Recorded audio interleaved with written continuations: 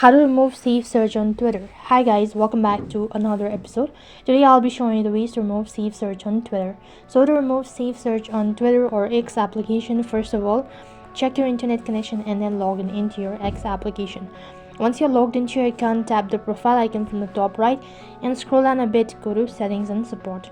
Once you tap on settings and support, once again go to settings and privacy. Here you'll be able to see all of these information. So on this page you need to scroll down a bit, go to privacy and safety. Once you tap on privacy and safety, it's going to take you to other interface where you need to tap on content you see. So if you want to remove safe search on Twitter, then you need to toggle the button. That means this is currently turned on, so if you want to turn it off, then just toggle the button and make sure it's green color, not light blue. So that's how you can remove safe search on Twitter. That is all for this video. I hope the video was helpful. Make sure to like, share and subscribe to our channel.